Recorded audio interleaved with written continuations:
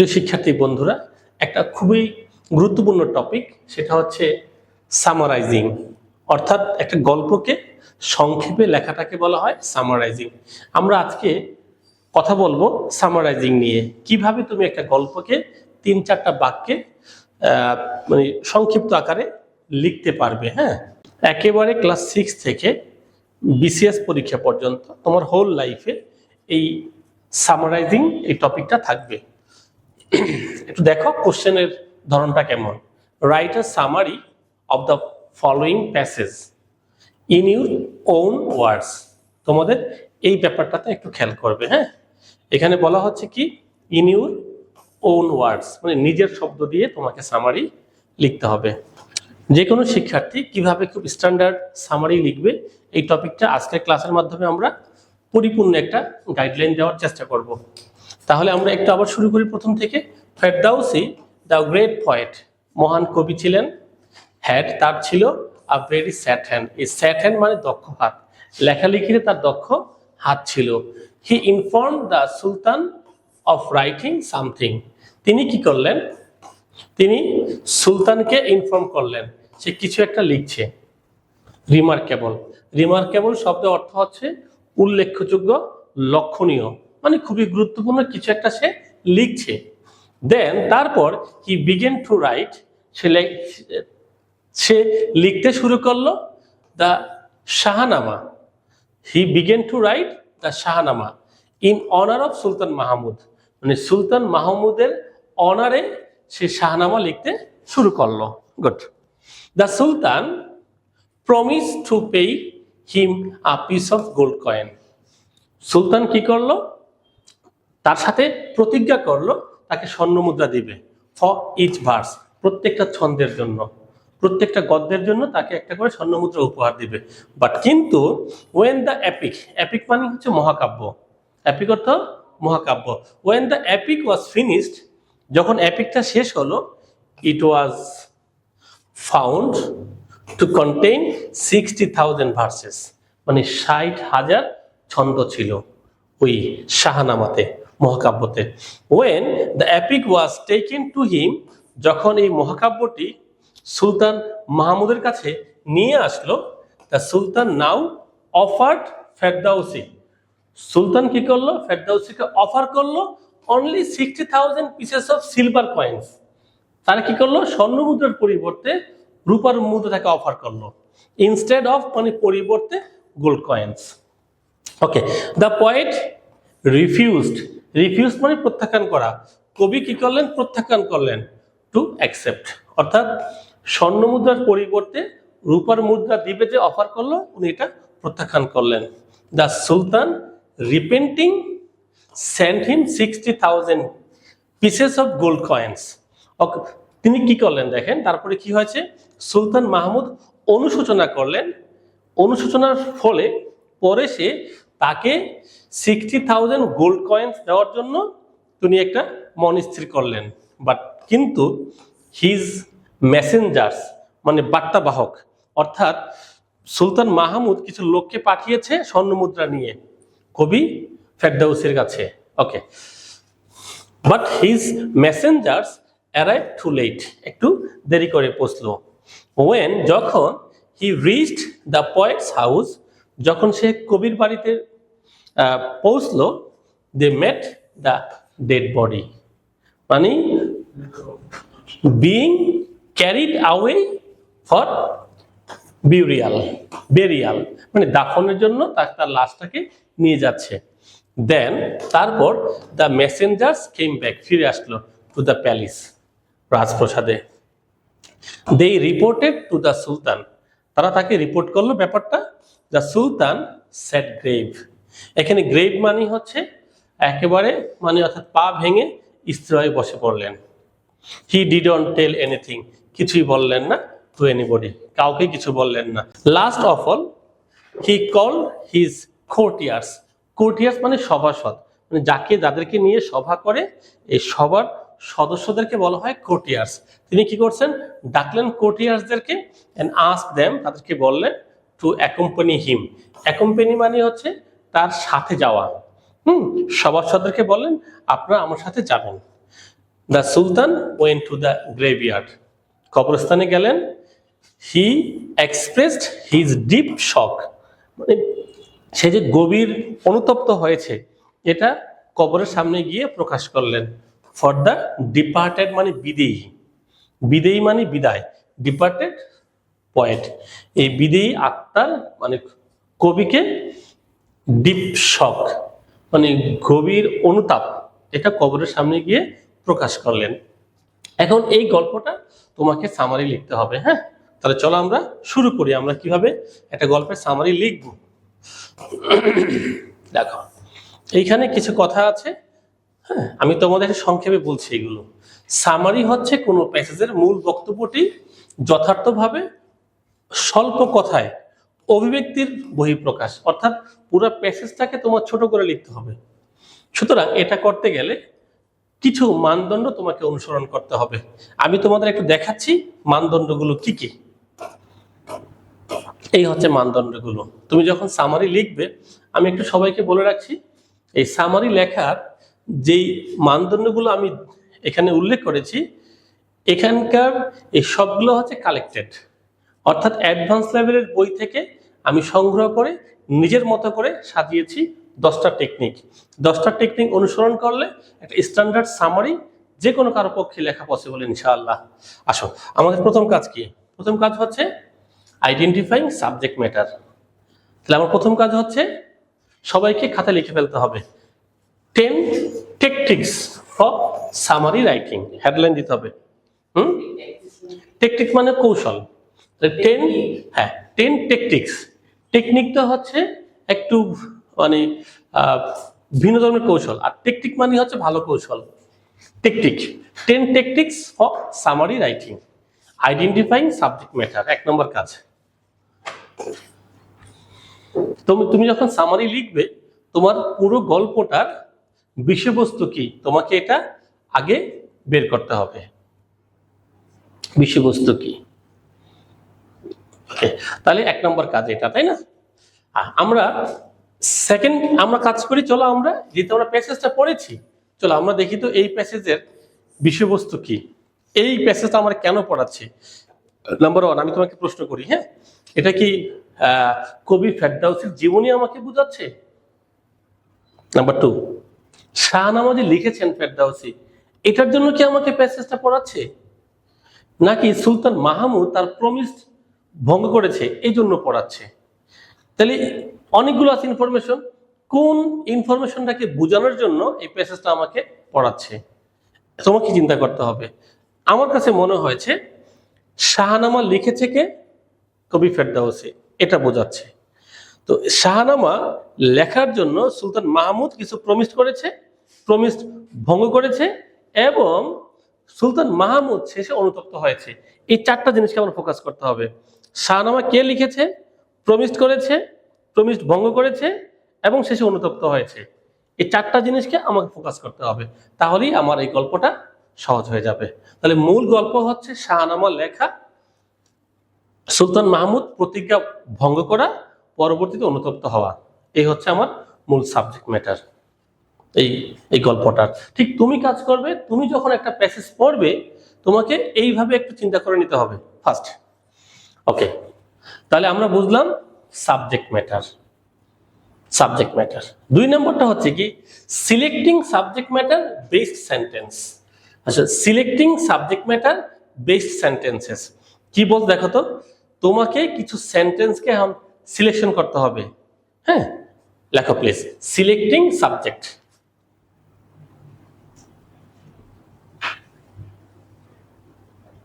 Selecting,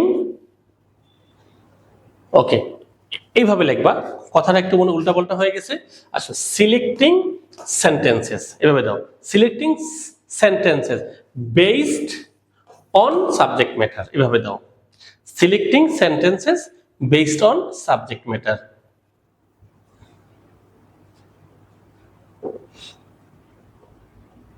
ওকে, selecting sentences মানে তোমার কিছু সেন্টেন্স করতে হবে সিলেকশন। এটার বেসমেন্টটা কি হবে? সাবজেক্ট ম্যাটারের সাথে সংশ্লিষ্ট বাক্যগুলো তোমাকে এখন ফিক্সড করে ফেলতে হবে। তাহলে চলো আমরা একটু এই কাজটা করে ফেলি। হ্যাঁ, ওকে, আমি তোমাদের একটু স্যাম্পল দিয়ে ব্যাপারটা বুঝাচ্ছি। এইখানে আসো। হ্যাঁ, আমি তোমাদের এই পয়েন্টগুলো বিস্তারিত আলোচনা করবো ইনশাআল্লাহ। হ্যাঁ, ওকে ওকে, কাজ করি। আমি তোমাকে 10টা পয়েন্ট আগে তোমরা লিখে ফেলো, তারপরে ভালো হবে। ওকে, তাহলে 1 নম্বর হচ্ছে এইটা। নাম্বার 2 হচ্ছে selecting sentences based on subject matter. Number 3 হচ্ছে omitting irrelevant details. omitting irrelevant details. আচ্ছা, omitting মানে বাদ দেওয়া।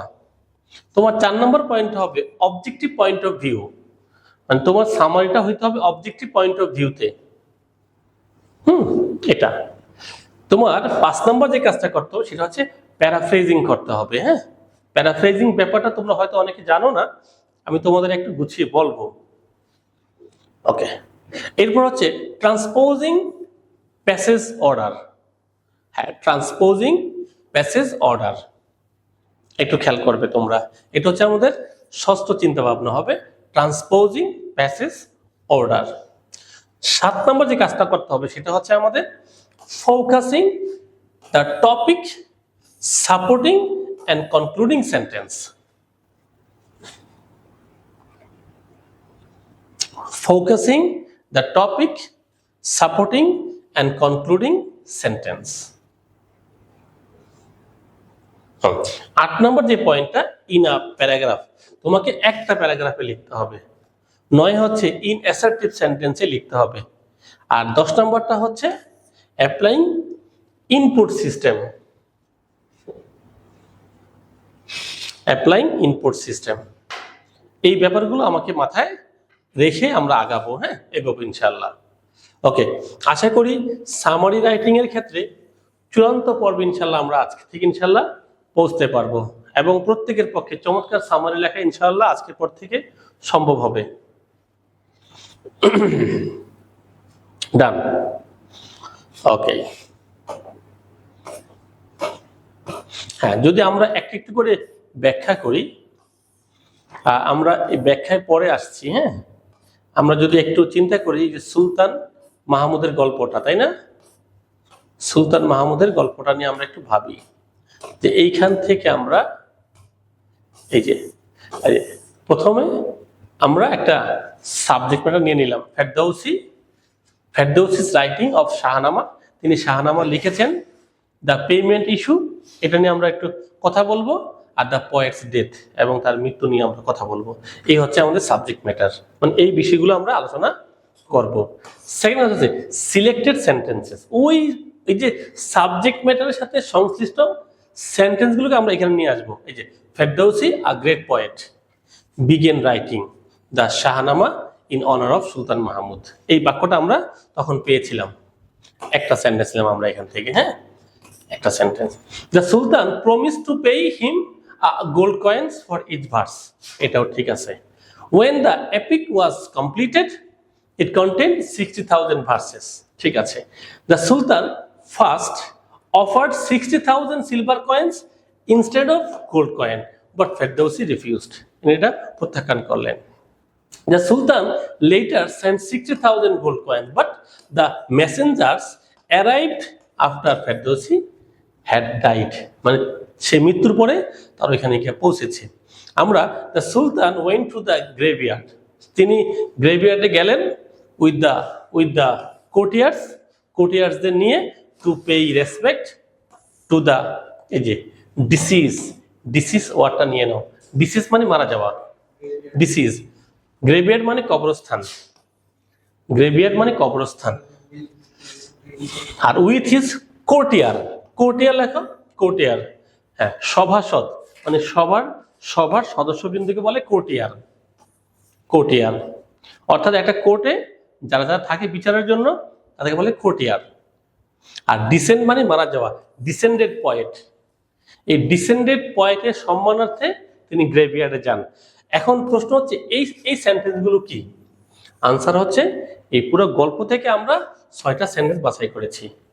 মানে এই 6টা সেন্টেন্সকে ফোকাস করলে আমাদের কি হয়ে যাবে, সামারিটা হয়ে যাবে। এখন প্রশ্ন হচ্ছে কি আমরা কি সবগুলো হুবহু লিখে দিব? না, সব সেন্টেন্স তো প্যাসেজ থেকে নিয়ে আসতে হুবহু। আমাদের বলাই আছে যে আমরা সামারি লিখতে হবে নিজের নিজের শব্দ দিয়ে। তাহলে চলো আমরা পরবর্তী কাজে যাই। তোমাদের মনে আছে 3 নম্বর কাজ কি ছিল?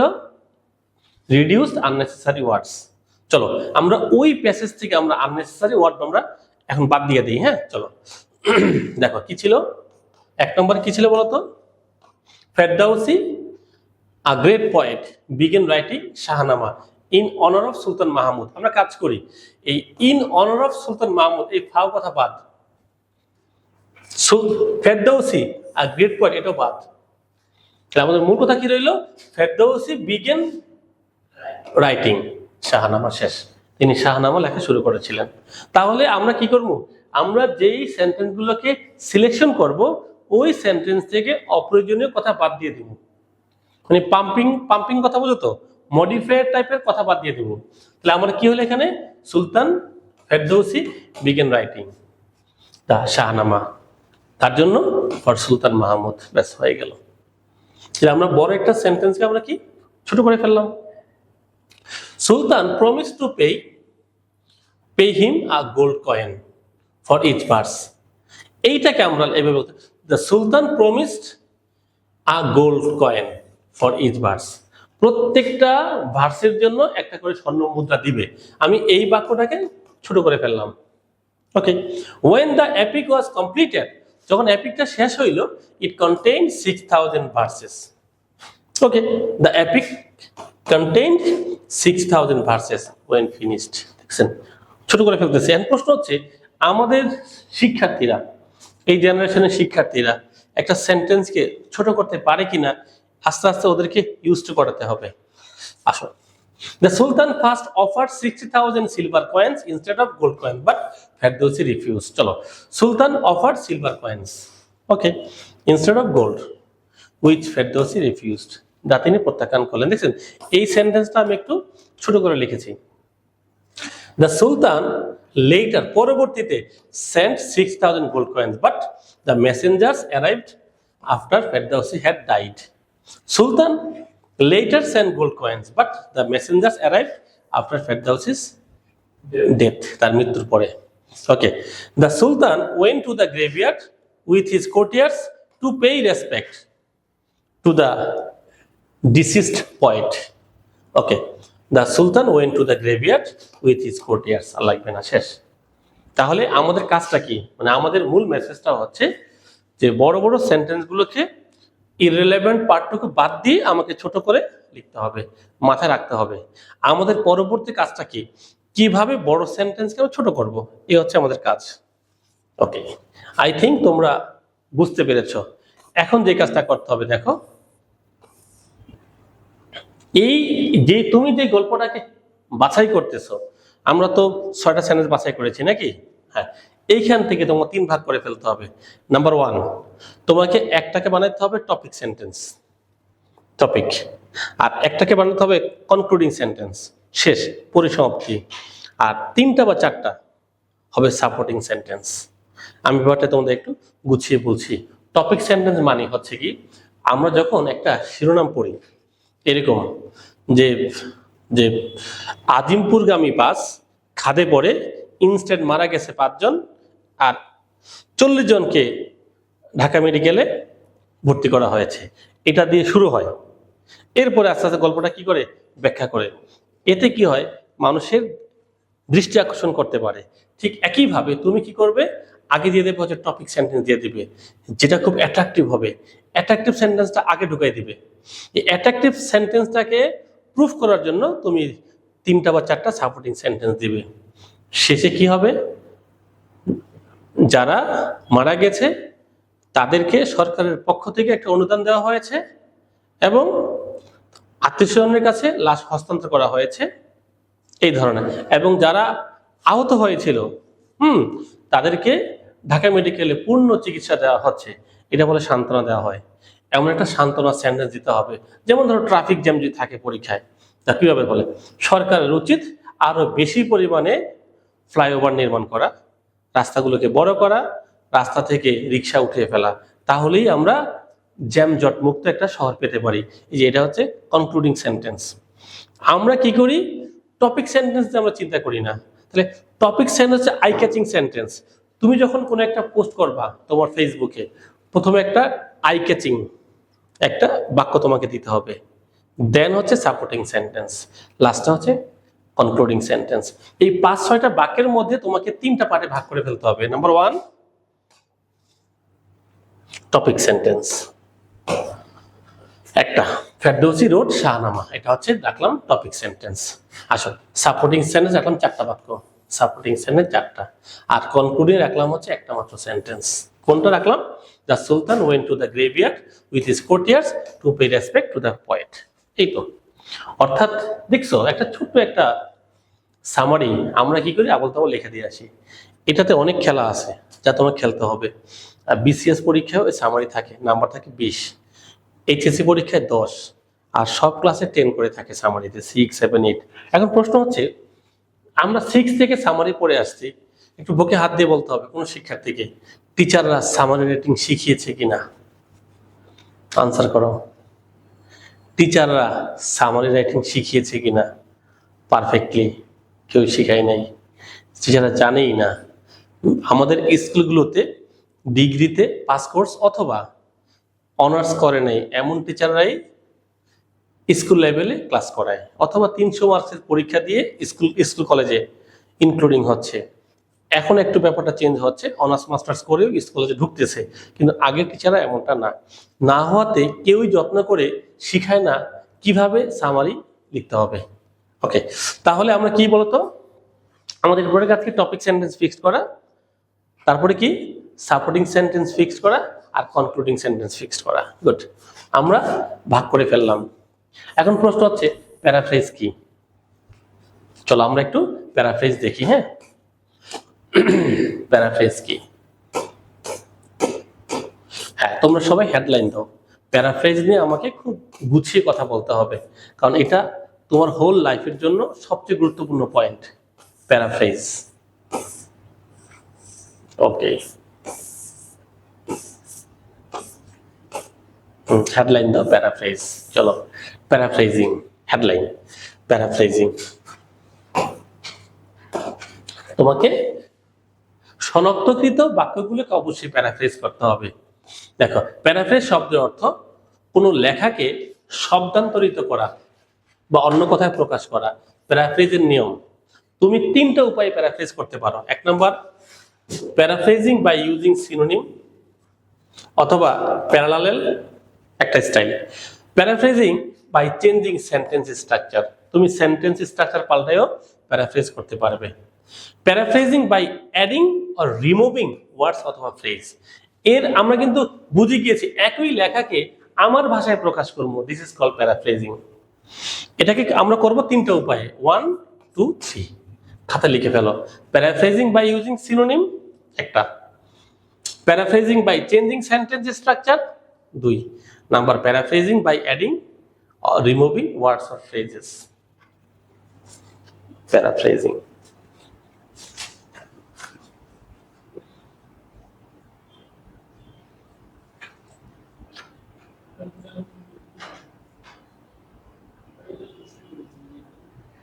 ওকে, হ্যাঁ, তাহলে তোমরা একটু মাথায় নিয়ে নাও, তুমি কয়টা উপায় প্যারাফ্রেজিং করবে? আনসার 3টা।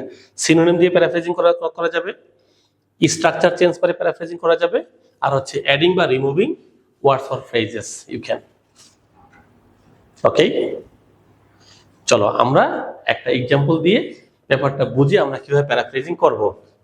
ওকে, দেখুন, she goes to school every day, এই একটা বাক্য। হ্যাঁ, ধরো তুমি কোথায় বাক্যটা পেয়েছো, এখন তুমি বাক্যটাকে একটু চাচ্ছ, তুমি এই বাক্যটা হুবহু নিবা না, অথবা তুমি কোনো বই থেকে কোনো একটা লেখা নিবে, হুবহু নিবে না, চেঞ্জ করে নিবে। দেখো, শি অ্যাটেন্ডস স্কুল ডেইলি, একই তো কথা। She goes to school every day, আমি লিখছি শি অ্যাটেন্ডস স্কুল ডেইলি, কোনো সমস্যা আছে? একই তো কথা। আমি কি করলাম, এই কথাটাকে পাল্টে লিখলাম। তোমার যদি প্যাসেজ থাকে, ধরো প্যাসেজের ভিতরে এই সেন্টেন্স থাকে, আমি যখন সামারি লিখবো আমাকে এই বাক্য লিখতে হবে, পাল্টে লিখবো, কারণ ওইখানে বলেছে যে নিজের ওয়ার্ড দিয়ে লেখো। আমরা তো নিজের ওয়ার্ড কেউ দেই না, আমরা হুবহু কি করি, প্যাসেজ থেকেই টেনে নিয়ে আসতেছি। এটা একটা। আবার দেখো, every day she goes to school. দেখছো এই যে এভরিডে ওয়ার্ডটাকে আগে নিয়ে আসতি, এই যে every day she goes to school. কোনো সমস্যা আছে? উল্টা পাল্টা করে দিবা, তুমি প্যারাফ্রেজিং করে দিবা। আবার এমনও বলতে পারো she goes to her school every single day without fail, মানে একদিনও ব্যর্থ হয় না, সে ডেইলি স্কুলে যায়। ঘুরে ফিরে অন্যভাবে বলা প্যারাফ্রেজিং। এই যে প্যারাফ্রেজিং করার যে প্রক্রিয়াটা তোমাকে আমার আস্তে আস্তে ট্রেন আপ করতে হবে। সেম কথাটা হুবহু প্যাসেজটি আনা যাবে না, পুরো লাইনটাকে তুমি কি করবে, প্যারাফ্রেজিং করে দিবে। আস্তে আস্তে তোমরা ইনশাআল্লাহ ইউজড টু হয়ে যাবে। আচ্ছা, রিডিং বুকস ইমপ্রুভস নলেজ, তুমি এই বাক্যটা কি প্যারাফ্রেজিংটা কিভাবে করবে? এই দেখো কি ছিল, রিডিং বুকস ইমপ্রুভস নলেজ। এটা দেখো তো, স্টাডিং বুকস ইনহ্যান্সেস আন্ডারস্ট্যান্ডিং, বোধগম্যতা বৃদ্ধি করে, একই তো কথা। আসো, knowledge improves when one reads book, একই তো কথা। Regular reading of books okay significantly improves a person's knowledge. A person regular reading of books significantly improves a person's knowledge. And প্রশ্ন, স্যার আমরা তো বাক্যই লিখতে পারি না। এইচএসসিতে অথবা মানে একটা স্টুডেন্ট ছোটবেলা থেকে তাকে সেন্টেন্স লেখার অভ্যাস করতে হবে। চলো আমরা যে গল্পটা পড়েছিলাম, চলো এখান থেকে আমরা একটু প্যারাফ্রেজিং শিখি। কিভাবে? Ferdousi the great poet had a very sad hand, এটা গল্পে ছিল, মানে দক্ষ হাত মানে তার হাতের লেখনী ভালো ছিল।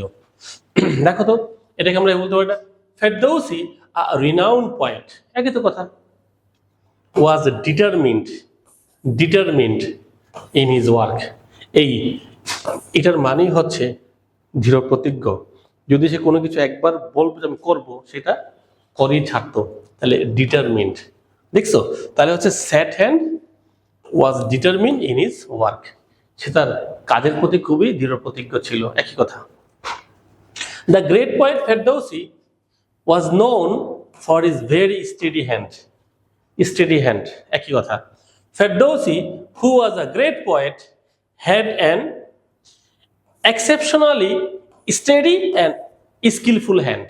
দেখছো, সেম কথাকে তুমি একটু তোমার ভাষায় বলবে। This is called paraphrase. I think তোমরা বুঝে গিয়েছো। শোনো, একটা কথা বলি, প্যারাফ্রেজিং এর ব্যাপারটা তোমার একদিনে আসবে না। আমি তোমাকে একটা প্রশ্ন করি তো, সবাইকে বলছি, চেঞ্জিং সেন্টেন্স আমাকে কেন শেখাচ্ছে? আমরা যে চেঞ্জিং সেন্টেন্স শিখি, সিম্পল থেকে কমপ্লেক্সে আনা, কমপ্লেক্স থেকে সিম্পলে আনা, এটা আমরা শিখি কেন বলো তো?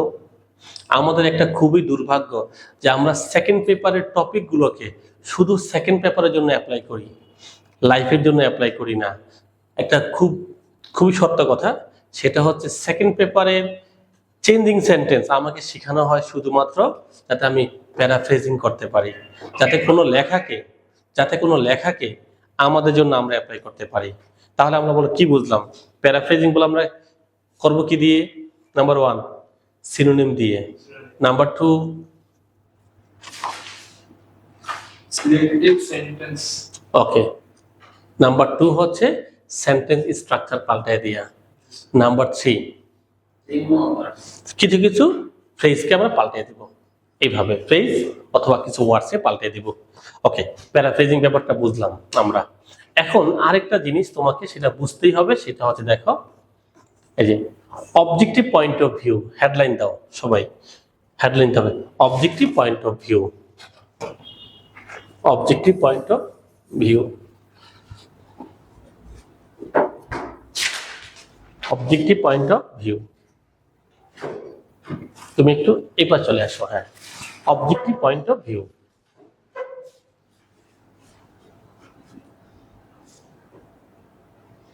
Objective point of view.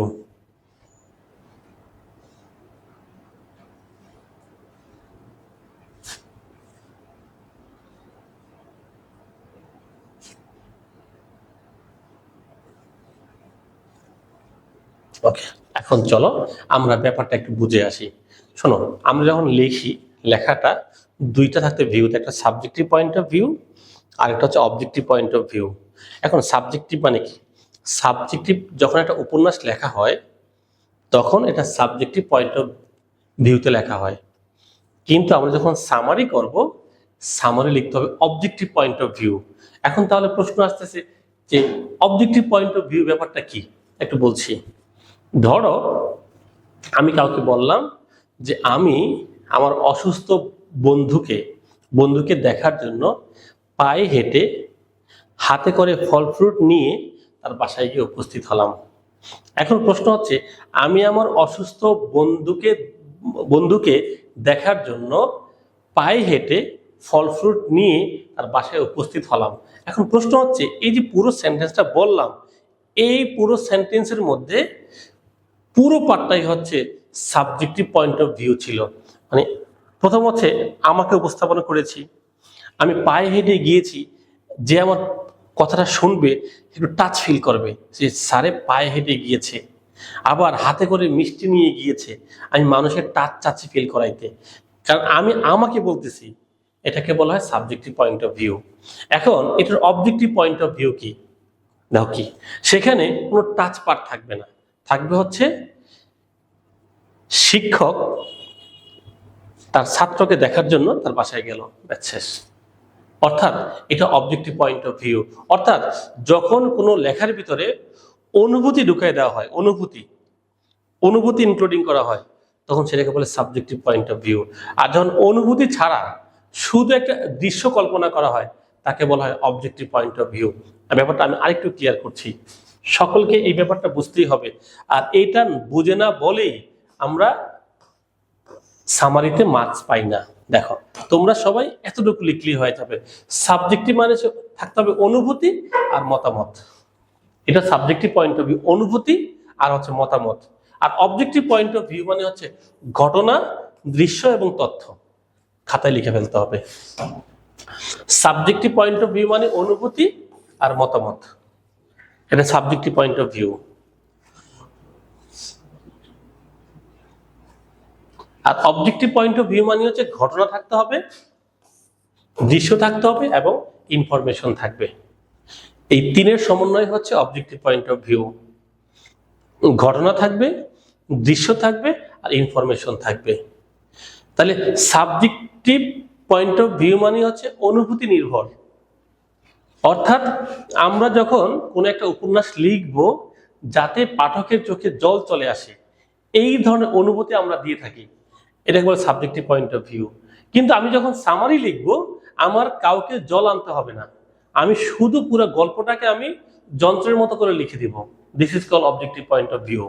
আমি আরেকটু তোমাদেরকে ব্যাখ্যা করে দিচ্ছি। এই দেখো, যদি আমি এইখান থেকে একটা লাইন নিচ্ছি, একটু ভাববা তোমরা এখানে কি কি অনুভূতি অ্যাড করা হয়েছে। John Keats was not only a deeply thoughtful poet, বলতো ডিপলি থটফুল পয়েন্ট দ্বারা কি বোঝানো হয়েছে, খুবই গভীরভাবে চিন্তাশীল কবি, গভীরভাবে চিন্তাশীল কবি। তাহলে জন কিটস কি ছিলেন, deeply thoughtful poet, but also the most studious and inspired artist. দেখো, among the romantics of the 19th century. এখন প্রশ্ন হচ্ছে এই লেখার ভিতরে এই জন কিটসকে বলা হয়েছে ডিপলি থটফুল পয়েট, আর কি বলছে দ্য মোস্ট স্টাডিয়াস মানে অনেক পরিশ্রমী, অ্যান্ড ইন্সপায়ার্ড আর্টিস্ট, অর্থাৎ মানে সে সবাইকে ইন্সপায়ার করতে পারতেন তার লেখার মাধ্যমে। তাহলে পুরা এই পাম্পিং গুলো কার জন্য আসতেছে, জন কিটসের জন্য আসতেছে। এখন প্রশ্ন হচ্ছে এটার আসল লাইনটা কি বলতো, আসল লাইনটা কি, মূল এই বাক্যের মূল বার্তাটা কি।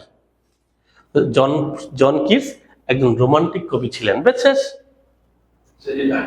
জন কিটস ওয়াজ আ রোমান্টিক পয়েট, শেষ কাহিনী। আমি বলি লাইনটা বলি আবার, জন কিটস ওয়াজ তিনি ছিলেন not only a deeply thoughtful poet, গভীর চিন্তাশীল কবি, but also the most স্টাডিয়াস inspired artist, সবচেয়ে পরিশ্রমী এবং ইন্সপায়ার্ড শিল্পী ছিলেন, মানে তিনি সবাইকে ইন্সপায়ার করতে পারতেন। Among the romantics of the 19th century, এই 19th সেঞ্চুরির রোমান্টিক কবিদের মধ্যে তিনি খুবই পরিশ্রমী, ইন্সপায়ার্ড এবং ডিপলি থটফুল পয়েট ছিলেন। এই পুরো কথাটা কাকে বোঝাচ্ছে? জন কিটসকে বোঝাচ্ছে। এটা হচ্ছে সাবজেক্টিভ পয়েন্ট অফ ভিউতে লেখা আছে এই বাক্যটা, কিন্তু আমি যখন এটাকে অবজেক্টিভ পয়েন্ট অফ ভিউতে লিখবো, আমার শুধু একটা থাকে বার্তা, জন পয়েট রোমান্টিক কবি ছিলেন, শেষ কাহিনী। এই ডিপলি স্টাডিয়াস, এটি সব হচ্ছে ফাও কথা, মানে পাম্পিং ওয়ার্ড, এগুলোকে ছাঁটাই করতে হবে। তাহলে আমার মূল বাক্যটা কি বলতো? মূল বাক্যটা হচ্ছে জন কিটস ওয়াজ আ রোমান্টিক পয়েট, শেষ। এই হচ্ছে মূল বাক্যটা। তাহলে আমি যখন শুধু ইনফরমেশন দিব, this is objective point of view.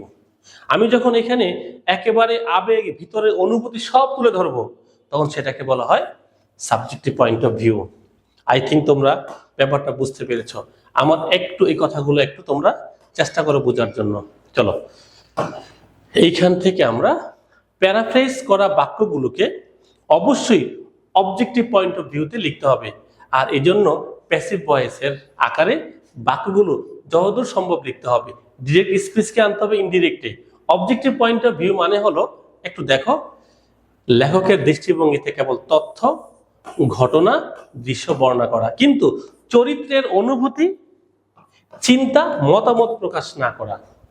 অর্থাৎ অবজেক্টিভ পয়েন্ট অফ ভিউ মানে হচ্ছে তোমার মতামত, চিন্তা, অন্তরের ভিতরের কথা, এগুলো থাকবে না। অর্থাৎ তোমাকে তোমার লেখাটাকে অবজেক্টিভ পয়েন্ট অফ ভিউতে আনতে হবে। আমি কি তোমাদের ব্যাপারটা পারছি বুঝাইতে? তুমি বুঝতে পেরেছো অবজেক্টিভ পয়েন্ট অফ ভিউ কি? তুমি বুঝতে পেরেছো? ওকে, তাহলে চলো আমরা পরবর্তী কাজে আসি। অবজেক্টিভ পয়েন্ট অফ ভিউ হচ্ছে ঘটনার সাথে দৃশ্যের একটা মানে সম্পর্ক, যেটা হচ্ছে মানে ঘটনা আর দৃশ্যের সম্পর্কের তথ্য মানে সম্পূর্ণটারে আর কি একটু শর্টকাটে কি করে দেয়া। অবজেক্টিভ পয়েন্ট অফ ভিউ মানে হচ্ছে দৃশ্যটাকে উপস্থাপন করা, ঘটনা কি ঘটছে। আর সাবজেক্টিভ পয়েন্ট অফ ভিউ হচ্ছে অনুভূতি, মানে আমি কি চিন্তা করছি, চিন্তাটাকে প্রকাশ করা, চিন্তার প্রকাশ করা হচ্ছে সাবজেক্টিভ পয়েন্ট অফ ভিউ। আর অবজেক্টিভ পয়েন্ট অফ ভিউ হচ্ছে আমার অ্যাকশনটা, চিন্তা করে আমি ঘুষি মেরে বসছি ওকে একটা, এই ঘুষি মেরে বসছি, এটা হচ্ছে আমার অ্যাকশন, এটা অবজেক্টিভ পয়েন্ট অফ ভিউ। আর সাবজেক্টিভ মানে আমার অনুভূতিটাকে প্রকাশ করা। তো আমি যখন প্যাসেজ পড়ি, তো প্যাসেজে অনুভূতি তৈরি করা হয়। আমি যখন গল্প শোনাই, গল্পে কি থাকে?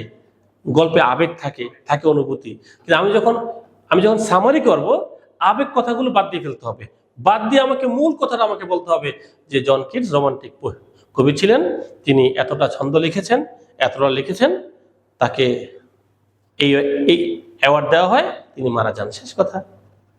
ওকে, এখন তিনি খুব স্টাডিয়াস কবি ছিলেন কিনা এসব কথা বলার এখন এই মুহূর্তে কোনো প্রয়োজন নাই। ওকে ডান। তাহলে আমরা চলো যেই ব্যাপারগুলো আমরা বুঝলাম, এইগুলোর আলোকে আমরা একটু কাজ করার চেষ্টা করি। হ্যাঁ, চলো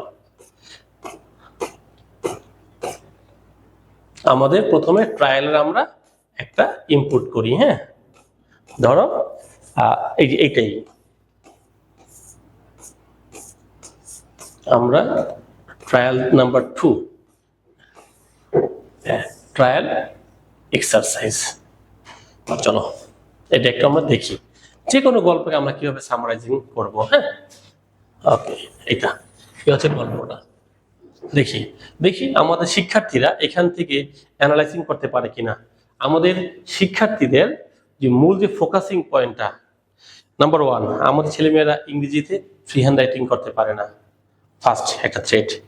সেকেন্ড থ্রেড হচ্ছে বোর্ড মনে করে যে ওরা হচ্ছে পর্বতের চূড়ায় উঠে নাচবে, গাইবে, ওদেরকে সামারি লিখাবে অ্যাডভান্স লেভেলের, ওরা লিখতেই পারে না, কি সামারি লিখবে? আবার সামারি হচ্ছে একটা এক্সক্লুসিভ ব্যাপার, এই চিন্তাগুলো কেউই করে না। সামারি জাস্ট মনে করে কি প্যাসেজ থেকে টাইম নামাই না, একটা কিছু লাইন লিখে দিতে পারলেই যা পাই আমি, কিন্তু এই জায়গায় থাকা যাবে না। Okay, health is the condition of our body and mind. It may be good or bad. Good health means healthy body, free from diseases. It essential for everyone to lead a happy life. এখানে it is থাকা উচিত ছিল, তাই না? It is essential for everyone to lead a happy life. If we are not in good health, we cannot concentrate on any activity in our life. A proverb goes that health is wealth. It means health is equally valuable as good as gold or any other personal possessions. অন্য যত সম্পত্তি আছে সবগুলোর মতো হেলথও একটা গুরুত্বপূর্ণ একটা জিনিস। We may have vast wealth, আমাদের থাকতে পারে অনেক সম্পত্তি and property, but কিন্তু if we are not healthy we cannot enjoy them, এই সম্পত্তি আমরা উপভোগ করতে পারবো না। To keep ourselves healthy we have to do certain things. We have to take balanced diet, we must exercise regularly to keep our body fit for work. There is an old saying, early to bed and early to rise makes a man healthy, wealthy and wise. So we should not keep late hours. We should go to bed early at night and rise early in the morning. Peace of mind is another condition for good health. So we must not worry over small things of life. জীবনের ছোটখাটো বিষয় নিয়ে চিন্তা করা যাবে না। হ্যাঁ, গল্পটা পড়লাম, এখন চিন্তা করতে হবে কি নিয়ে সামারি লিখবো। কি কি একটু বিষয়বস্তু নিয়ে চিন্তা করো, একটু চিন্তা করতে, চোখ বুঝে কি নিয়ে লিখবা, কি দেওয়া যায়, কি দেওয়া যায়, একটু বাক্য চিন্তা করো কি দেওয়া যায়।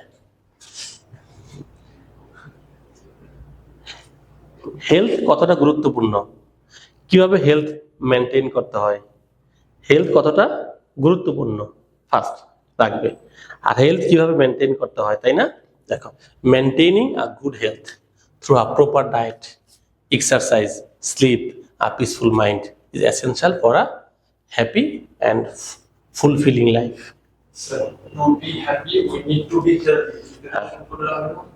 আমরা শুরু করতে, তুমি হুবহু কোনো বাক্য লেখা যাবে না, শর্ত এটা। হ্যাঁ হ্যাঁ হ্যাঁ, to be healthy, okay, to be happy we need to be healthy, okay done. আমরা এখানে মূল ফোকাস পয়েন্ট হচ্ছে কিভাবে হেলথ কতটা গুরুত্বপূর্ণ, এটা বলা হয়েছে ফার্স্টে। আর সেকেন্ড বলা হয়েছে কি, কিভাবে হেলথ মেনটেন করতে হবে, এটা বলা হয়েছে না। এই দুইটা হচ্ছে আমার ফোকাসিং পয়েন্ট। আমি পুরো লাইনটাকে এভাবে লিখবো, হেলথ কতটা গুরুত্বপূর্ণ ফার্স্ট এটা, এরপরে দিব হচ্ছে কিভাবে আমরা হেলথটাকে মেনটেন করব। তাহলে চলো স্টেপ টু এ যাই। Health is the condition of our body and mind, it can be good or bad. এটা ফার্স্ট টাইম আমরা একটা বাক্য নিয়ে আসলাম। ওকে, সেকেন্ড বাক্য আনলাম, good health means healthy body free from disease and is essential for a happy life. ঠিক আছে, প্রবাদে কি আছে যে two stay healthy we must it balance diet, মানে হেলদি হইতে আমাকে এই কাজগুলো করতে হবে। Piece of mind is also important for good health, so we should avoid unnecessary ওয়ারিস। এই হচ্ছে আমাদের মূল কথাগুলো। তাহলে চিন্তাগুলো, আমাদের আননেসেসারি চিন্তা আমাকে বাদ দিতে হবে। ওকে ডান, স্টেপ গেল। ওই যে বাক্যগুলো আছে এইগুলা ক্ষেত্রে আমাদের আননেসেসারি কথাগুলোকে বাদ দিয়ে ফেলতে হবে। যে দেখছো, বড় বড় সেন্টেন্স ছিল, সব বাচ্চা বাচ্চা বাক্য বানিয়ে ফেলছি। Health is the condition of our body and mind, first রাখলাম। Good health is essential for happiness, ভালো কথা। আচ্ছা, health is wealth means health is more valuable than riches, সম্পদের চাইতেও হেলথটা বেশি গুরুত্বপূর্ণ। To stay healthy we should eat properly, exercise, sleep well, ভালো মতো ঘুমাইতে হবে। Okay, peace of mind is also necessary for good health. এই পাঁচটা বাক্যকে আমি নিয়ে আসলাম আমার লেখার জন্য। আমি বললাম সিলেকশন, অপ্রয়োজনীয় কথা বাদ দিয়ে ফেললাম। তোমাকেও ঠিক সেম কাজটা করতে হবে, বাক্য ফিক্সড করবে, অপ্রয়োজনীয় কথাগুলো বাদ দিয়ে ফেলতে হবে। তোমাদের মনে আছে, এরপরে তোমাকে প্যারাফ্রেজিং করতে হবে। এই কথাগুলি লিখবা, তবে এই ভাষায় লেখা যাবে না, লিখতে হবে নিজের ছন্দ দিয়া, নিজের শব্দ দিয়ে লিখতে হবে। শর্ত এটা, নিজের শব্দ। এই কথাটাই তোমাকে আমি বুঝাচ্ছি। প্যারাফ্রেজ মানে কি, আননেসেসারি কথা বাদ দিলাম, বাদ দেওয়ার পরে ওই প্যাসেজের যে সিকোয়েন্স, এই সিকোয়েন্স রাখা যাবে না। এখনই তোমার খেলা শুরু, তুমি কতটা সিনোনিম অ্যান্টোনিম জানো প্যারাফ্রেজিং এর জন্য? তোমাকে এখন এই খেলাটা খেলতে হবে। দেখো কি বলছে, দেখো health is the condition of our body and mind. এই কথাটাকে তুমি লিখবো অন্য ভাষায়, যে health refers to the state of both hour body and mind. তুমি যদি অন্য কথা লিখতে চাও, কি লেখা যায় একটু ভাবো তো, চিন্তা করো তো। Health is the condition of our body and mind. আমাদের বডির জন্য, মনের জন্য দুইটারই পূর্ব শর্ত হচ্ছে স্বাস্থ্য। এই কথা লিখবে, কিন্তু তোমার ভাষায় লিখবে। কিভাবে, কতভাবে লেখা যায় চিন্তা করতে হবে একটু। Health is most important for our body and mind, তা বলতে পারবে তুমি। এখন প্রশ্ন হচ্ছে আমি এত চিন্তা কেন করব? কারণ প্রশ্নেই বলা আছে নিজের শব্দ দিতে হবে। তুমি কি নিজের শব্দ দাও? দাও তো না, তুমি তো নিজের ওয়ার্ড দাও না। তুমি কি করো, প্যাসেজ থেকে এই ওয়ার্ড কপি করো, এই কপিটা বাদ দিতে হবে। এখন যদি বলে স্যার আমি বডি এবং মাইন্ড বাদ দিব, বাদ দেওয়া যাবে না, কারণ এই দুইটা কিওয়ার্ড, দুইটা কি কিওয়ার্ড, কিওয়ার্ড বাদ দেওয়া যাবে না, কারণ মূল ব্যাপারটাই তো এই কিওয়ার্ডের উপরে ডিপেন্ডেন্ট। আসো, good health is essential for our happiness. সেটা কি বলছে? Being healthy is necessary for a happy life. এক কথাই বলছি, একটু ঘুরে পেঁচিয়ে বললাম আর কি। আসলে হেলথ ইজ ওয়েলথ মিনস, দেখো দ্য সেইং বলা হয়ে থাকে যে health is wealth teaches us that good health is more precious than money or riches. Same কথাই বলতেছি। To remain healthy we need to be balanced food, do regular exercise and maintain proper sleep habits. A calm and peaceful mind is equally important for maintaining good health. Same কথাটাই একটু আমার ভাষায় বলেছি। এখন আমাদের শিক্ষার্থীদেরকে কেমনে বোঝামো যে তুমি কিভাবে তোমার ভাষায় অ্যাপ্লাই করবে। চলো প্যারাফ্রেজ, তুমি এটাকে এইভাবে লিখতে পারবে, আবার তুমি চাইলে এটাকে এভাবেও লিখতে পারবে। আমি জাস্ট অনেকগুলো অপশন দিয়ে দিয়েছি। এইটা হচ্ছে final input.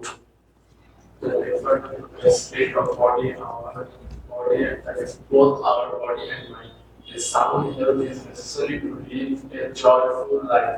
The last saying, health is wealth, suggesting that good health is more precious than any form of riches. To remain healthy, we need to follow a balanced diet.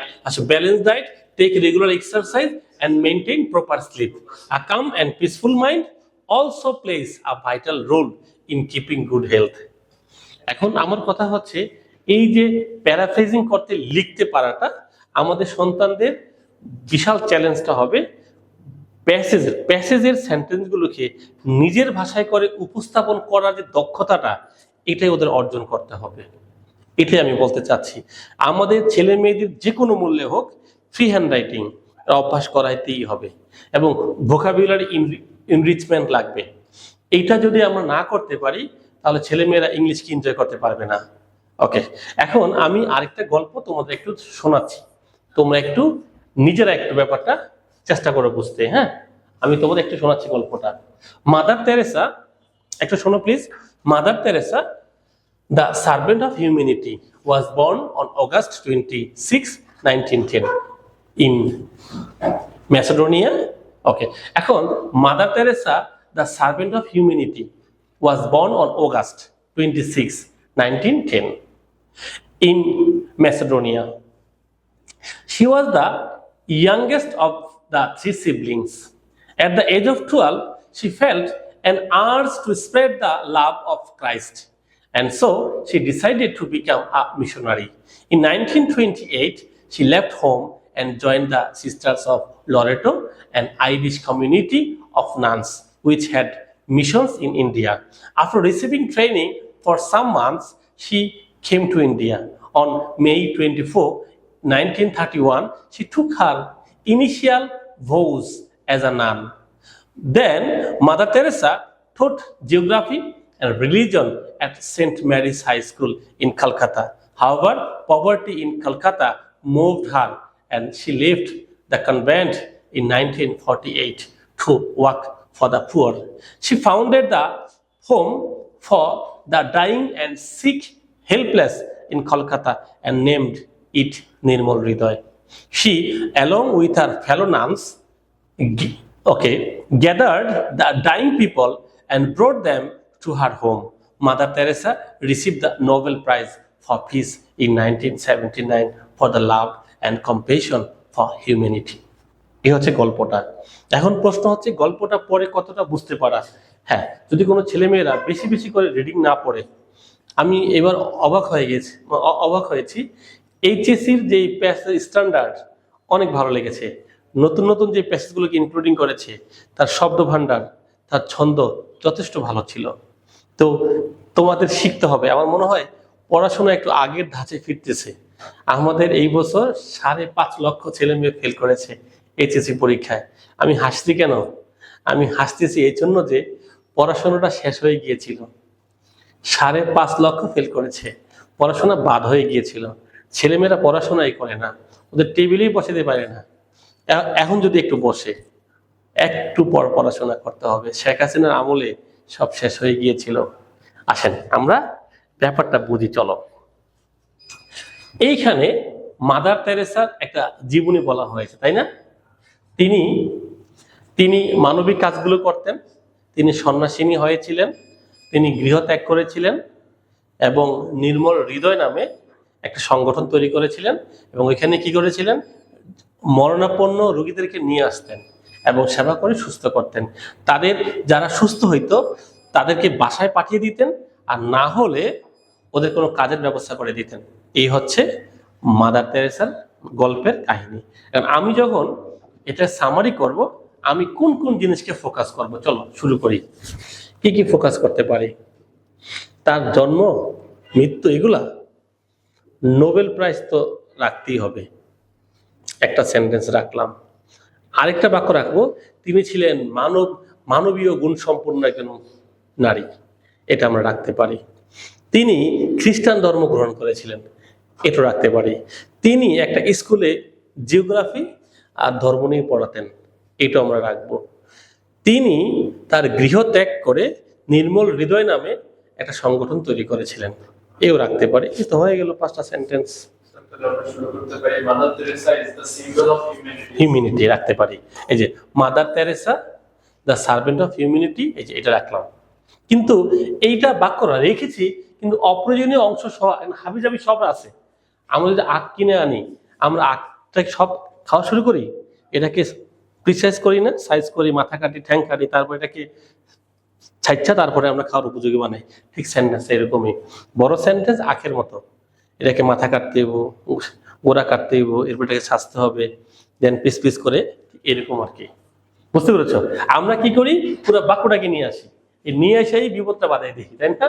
ওকে, এই হচ্ছে আমাদের step 1, step 2, step 3। দেখছো বাক্যটাকে আমরা precise করেছি। এরপর এটাকে আমরা paraphrase, দেখো চলো আমরা এখানে দেখি। Mother Teresa came into this world on August. দেখছো ওইখানে ওয়াজ বর্ন ছিল না, দেখো আমরা কি দিয়েছি? কেম ইনটু দিস ওয়ার্ল্ড, এই পৃথিবীতে আসতে। সেম কথাই। এখন প্রশ্ন হচ্ছে আমার খেয়ালে কাজ নেই, আমি কেন এই কাজটা করতে যাব? আমার কাজই তো চেঞ্জ করা। তুমি এটা বুঝতে পেরেছো? কারণ সামারি কাজটা কি? চেঞ্জ করা। আমি আমার ওয়ার্ড অ্যাপ্লাই করা শুরু করব। আই থিঙ্ক আমি যদি তোমাদেরকে আস্তে আস্তে প্যারাফ্রেজিং শিখাইতে পারি আর ফ্রি হ্যান্ড রাইটিং, তোমরা সামারি করতে পারবে। এখন প্রশ্ন, স্যার আপনার মতো কিছুই শিখাইলেন না তো। আমি কি শিখিয়েছি বলি? প্রথম শিখিয়েছি সাবজেক্ট ম্যাটার, বিষয়বস্তু নিয়ে কল্পনা করা। আমি সেকেন্ড শিখিয়েছি অবজেক্টিভ পয়েন্ট অফ ভিউ, যা এই ধারণা এই প্রথমবার মতো আসতে। আপনাদের টিচাররা এই পর্যন্ত শিখিয়েছে কিনা একটু দেখেন তো, আমার তো মনে হয় না। আমি যেটা করেছি প্যারাফ্রেজিং করতে হবে, এটা শিখিয়েছি। অর্থাৎ আমি আপনার মাথায় বুদ্ধিগুলো ঢুকিয়ে দিয়েছি। এখন এই ঢুকানো বুদ্ধিগুলো দিয়ে আপনাকে চমৎকার সামারি লেখার উদ্যোগ নিতে হবে। এখন কি কাজটা করতে হবে? আপনাকে আমার ফ্রি হ্যান্ড রাইটিং শিখাইতে হবে আর সিনোনিম শিখাইতে হবে বেশ কিছু, যাতে নিজের মতো করে বাক্য লিখতে পারেন। আশা করি সামারাইজিং ক্লাসে আপনারা আমার সঙ্গে ছিলেন এবং থাকবেন। ধন্যবাদ সকলকে। আল্লাহ হাফিজ।